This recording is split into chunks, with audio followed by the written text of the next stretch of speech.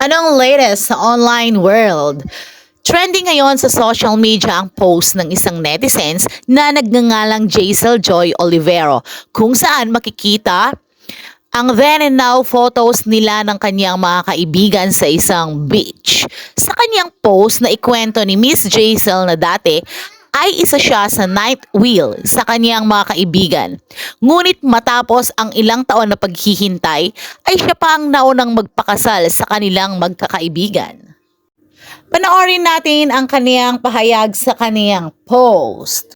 Patunay na bilog ang mundo. Your ninth wheel girl is now married. Di pa huli ang lahat, girls. Makakahabol pa kayo. Tiyaga lang at konting lande. Kilos-kilos, mga ante. Girls, baka parang kasalanan ko. O, bulol ang inyong kumare. Bakit parang kasalanan ko? Say na kaniyang witty post. Umani naman ng samot-saring komento at reaksyon sa mga netizens ang witty post na ito ni Jaisel. Panoorin natin, mga kumare. Yes, may nakalaan talaga si Lord para sa'yo. You just have to patiently wait.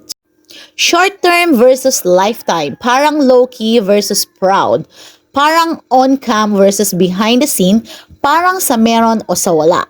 Kung para sa'yo ay para sa'yo and always be grateful sa pinagkaloob sa araw-araw kang nabubuhay sa mundong ito. Hindi lahat ay same circumstances in life. Kadalasan, they made their choice, bound to perfect decision. Sabi nga, love is all that matters. Say naman ng isang netizens, ang habate. Nakakatuwa naman. Congrats! So may pag-asa pa pala ako, konting landi pa self till you succeed. Say naman ng isang netizens. Ikaw ba girl, naglandi ka na ba? Kung gusto mo ng ganitong video, mag-like and comment lang. We are open for suggestions para sa mga susunod na topic on our next video.